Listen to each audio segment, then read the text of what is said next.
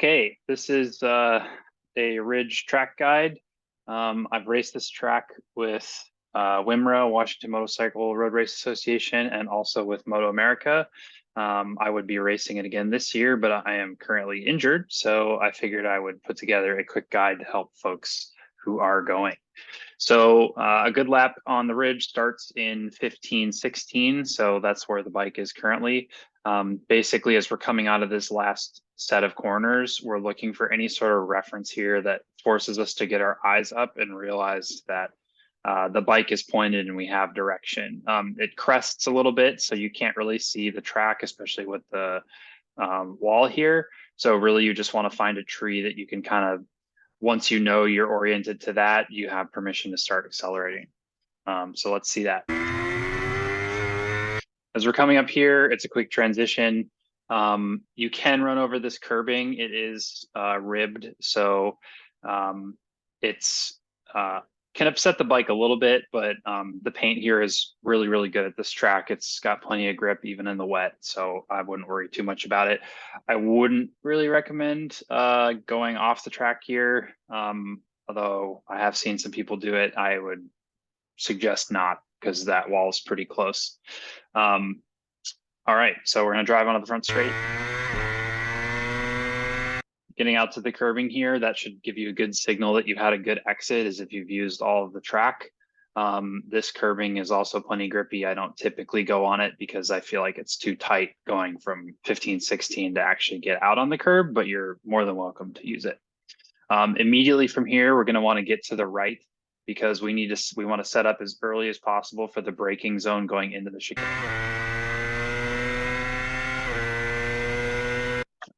Brake marker for the chicane, this is start finish, so you'll notice that the timing loop, if you're racing, is before the bridge, but you don't want to go to the brakes too early to potentially compromise a race result. So just be mindful of where start finish is in relation to the bridge. I'm using the bridge as a brake marker on this particular bike with this set of brake pads on this day. We were braking a little bit before the bridge, but it's really easy to get sucked in a little too deep here, but there's plenty of room to slow down, in my opinion, and still make the chicane. So if we're looking, we're now in the braking zone and we're trying to get our eyes into looking at the chicane. There's not a lot of great references here. I think MOTOAMERICA puts out some like sponsorship boards and stuff like that, but really what you're looking for is like try to find some marks on the pit exit lane to really tell you like where you want to be. They're going to be different when you go compared to this video, and there's new marks and rubber marks every weekend. So just try to find something that is going to be there all weekend and use that as a reference for where you want to tip in to the chicane. So for the chicane, I would try to be getting my brakes past this apex, but it's often difficult for me. So as long as I can get my brakes to this first apex, that seemed to be effective for me. You've gone in way too deep if you can't make it back to this curbing, and you've gone too shallow and you can brake deeper if it was way too easy to hit this curbing. So just work your way backwards from how you're coming into the chicane to then determine where your brake marker should be and how much pressure. It's a really hard braking zone coming into here, 3 back shifts. It's just a really awesome spot. Between the chicane, we kind of blip the throttle a little bit just to pick the bike back up. I've seen some folks, once the bike is straight up and down, use a little bit of brake as they come into the second half of the chicane. I don't personally do that. I maybe do it half the time. Just if I feel like I gave it a little too much gas in between the first and second corners of the chicane, I might actually grab a little bit of brake just to bring the front back. And then really we want to stay a little bit wide because we really want to get a good drive out of the chicane.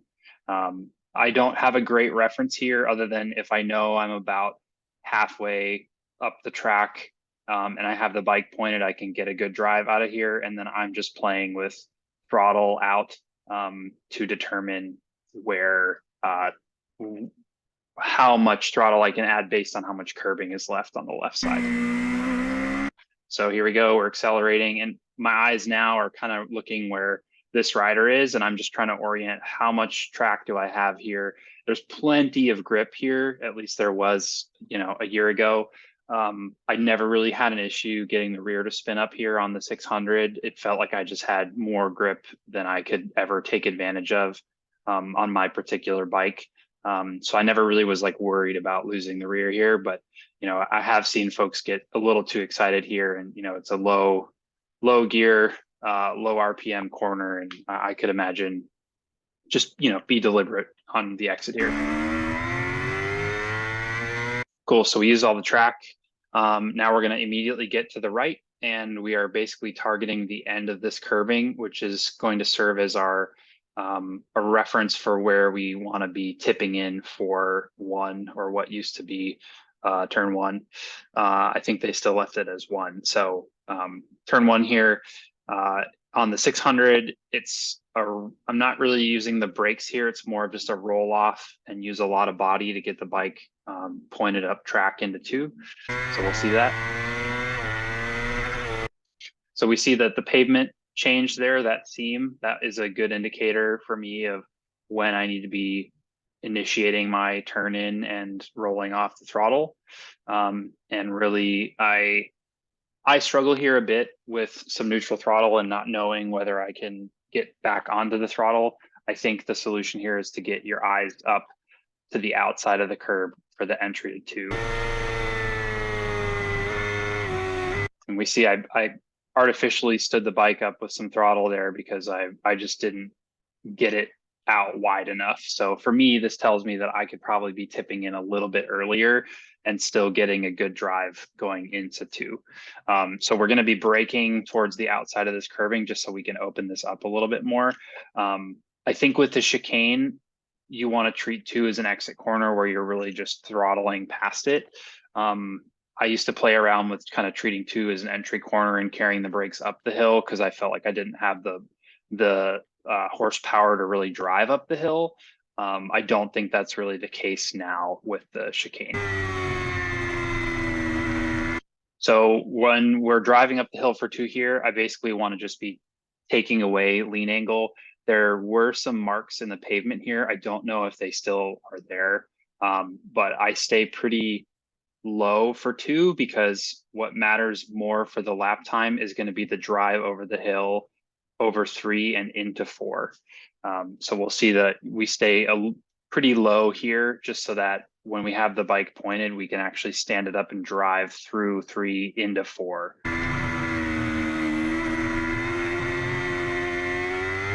And that was actually not a great example. We saw that I had to sit on the side of the tire for a long time, and that's just really what you're trying to avoid in three, and why everybody crashes here is because you've got way too much lean and you want to go into four, the track kind of falls away and then you'll lose the rear. Is a very common crash on track days. So going into four, my reference is I want to get my knee over this curb, and I want to be carrying a little bit of brake and adding lean angle as I pass it. Depending on the season, there's a big tree farm out here. Sometimes I would be able to spot like a particular tree on like one of these corner lots or something like that, which would tell me that I was pointed in the right direction. There's some nice curbing on the outside here that you can orient to, but because 4B is an exit corner, we really want to make sure that when we get out, we're maybe out 3/4 or almost all the way to the edge of the track, just so that we're as wide as we can be to drive out of 4B. So be patient here, just let the bike turn. There's a corner worker station here as an okay reference, where my reference here also is knee over this curbing, and I'm taking away lean angle.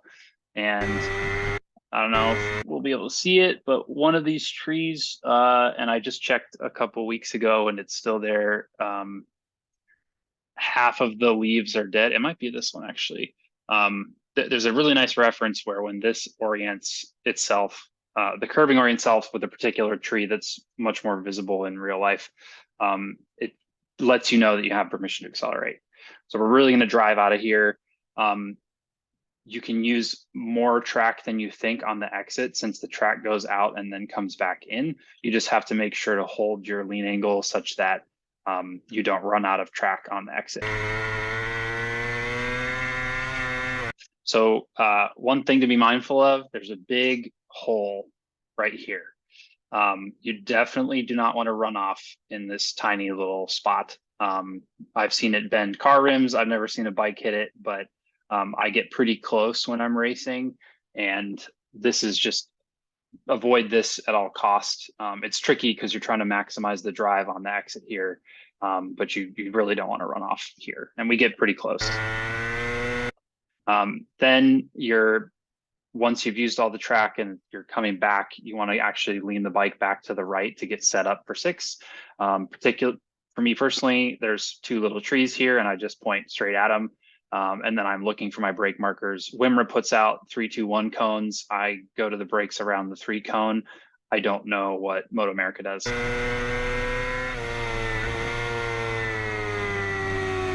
So here, same reference. I'm basically putting my knee over the curb and adding lean angle as I'm going through this, and I'm trailing off the brakes, and just trying to get the bike stable and neutral so I can get back to neutral throttle, but not add too much throttle that the bike wants to run wide. So here we're just waiting for the bike to turn. We want to bring it back to this curving, but not too early, because then you kind of get stuck there. And I'm looking again, it's just there's a particular tree that when I see the tree and I'm oriented to it, I know I have permission to pick the bike up and accelerate. I think it's this tree right here is the one I'm looking for. And then I hold this radius a little bit longer, just so that I can get a lot of my turning done before I go down the hill. You'll see that the water tower has just, or the water tank has just presented itself. So you can use that as a reference. I think I point straight at it. And then for me, this turn 7 going down the hill here is a bike eater. So as soon as I'm about here, I have to think to myself, like, no matter, I'm trying to get my knee over this inside curving, but as soon as I'm here on the track, regardless of where I am in terms of like track position, I feel like you need to just pick the bike up a few degrees of lean, because otherwise it's really, really easy to lose the front as the track drops away here and there's a big bump at the bottom. And if you lose the front here, your bike is going to go for a big yard sale, and I've done it before. So just be mindful that this track is a bike eater. You know, Kyle Wyman had an incident here with his Ducati a couple of years ago, and one of the fans like found his dash somewhere like way out here. So just, you know, be mindful. Don't take a lot of risk in this corner. In my opinion, it's not really worth it. Ignore this. There's some oil issue on this particular day, but going into the brake zone through 7 into 8, I'm picking the bike up and adding brake, and I'm pointing at this like inside cone. I don't think this will be there for MOTOAMERICA, but it will be there for the Ridge or for WMRA. It's a yellow cone. I basically brake straight towards it and pick the bike up with, you know, a good amount of brake pressure. And then as I'm braking towards it, I've got my eyes to the inside of the track, such that I know where I want my slow point to be and where I want the bike pointed, so I can start driving off the corner.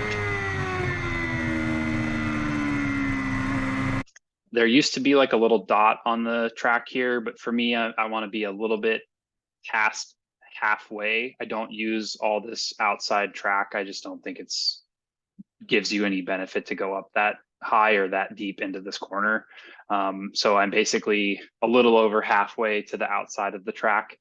And then all I'm thinking about here is getting the bike pointed and oriented such that I can start driving all the way up the hill. I don't want to come in too early, because then again, I get stuck on this radius. So I want to kind of stay out a little bit wide. And then right about here, and the edge of the tree line is a good reference of where you want to kind of point yourself to. I really want to start, this is the longest straightaway on the track, so you really want to start your drive as early as possible and really maximize that acceleration. So here we get to the outside curb that tells me we've had a good exit. I actually probably have a couple feet here that I could have done a little bit better job on this lap. I grab a gear here, and then there's sort of a pause, and then I tip in with quite a good amount of tip in rate, such that I don't have to keep adding lean angle as I apex into 9. So we added the lean there, and now we're pointed. So I shouldn't have to add any more lean angle. And if anything, I can take a little bit away as I cross through 9 here. Now we're getting to the top of the hill, into 10. This is a very fast corner. It's blind.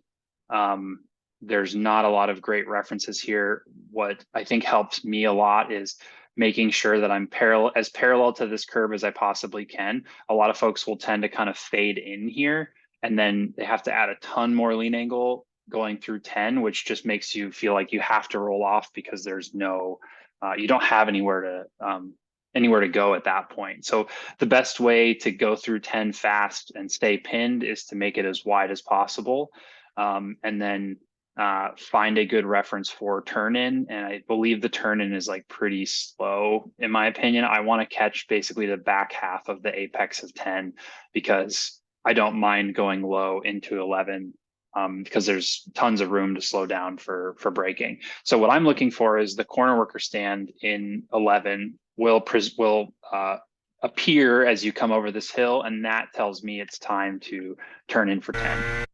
So there's the corner worker station right there. You can't really see it in the video, but trust me, you'll definitely see it when you're riding. And all I'm trying to do here is use as little lean angle as possible and keep the throttle as open as I can. And you saw I had a little bit of a wobble there. You know, you're fortunately, because you're going so fast, the wobble happens a little slower, just because you have so much more stability at speed.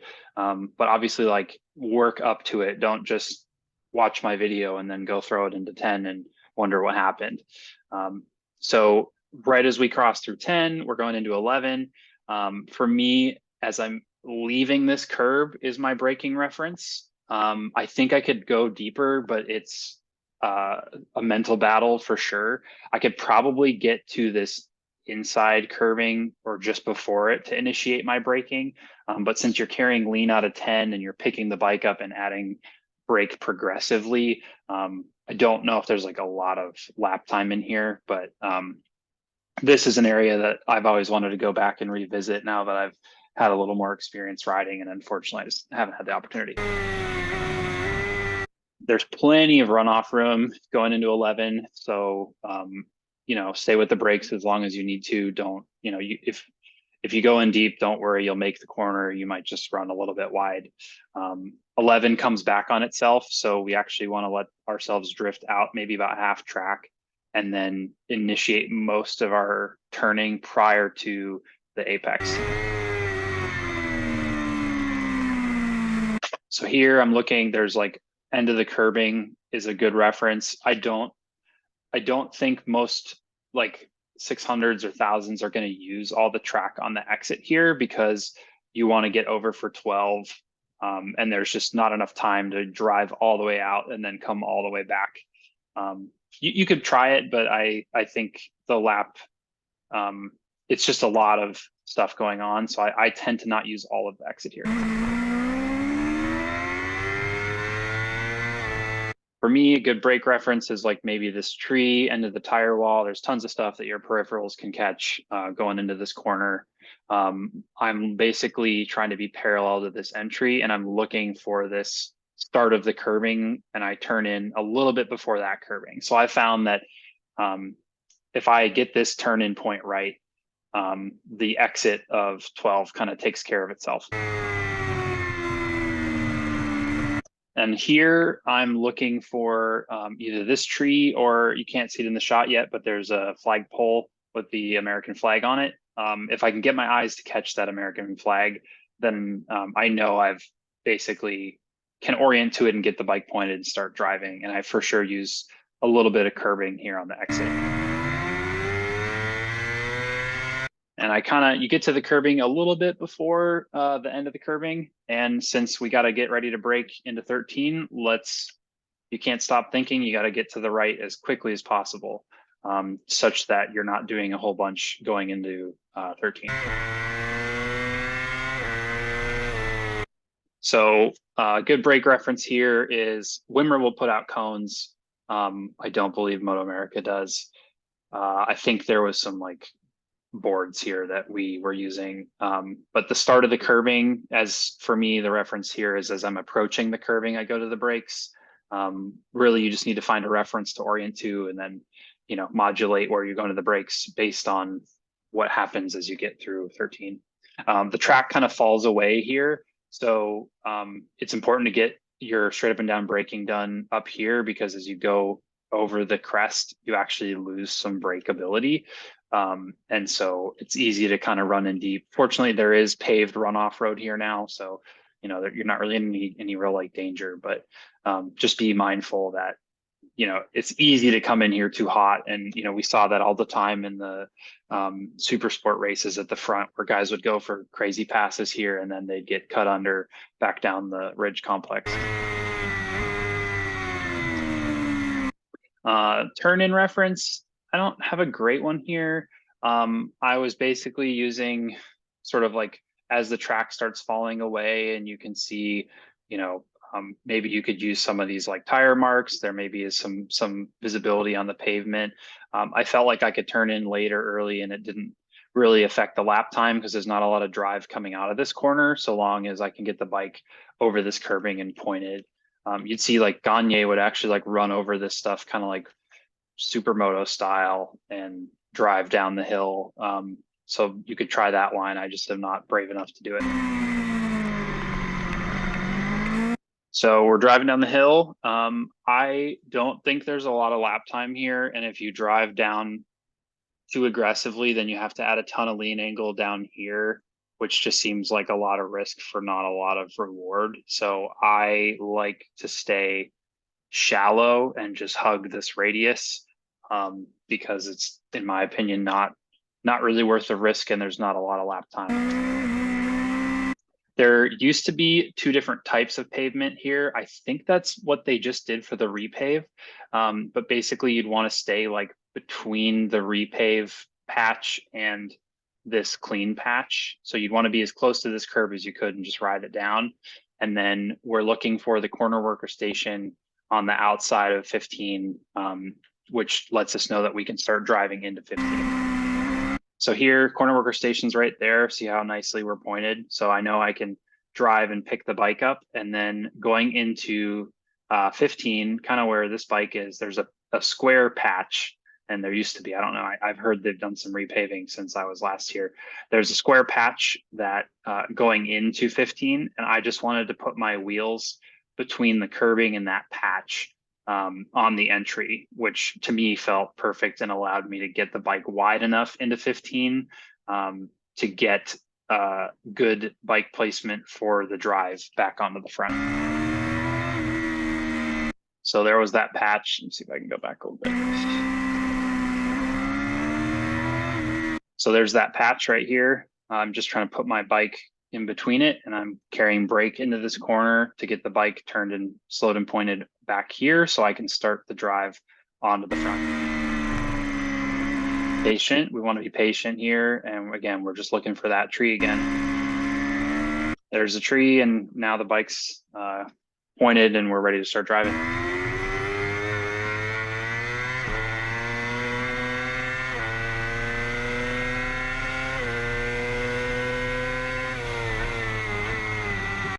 All right, that's a lap around the ridge. If you have any questions, I'm available. Add a comment on YouTube, or hit my racing pages, Jolo Moto on Instagram, or Joel Omen Racing on Facebook, and good luck to everyone out there. Thanks for watching.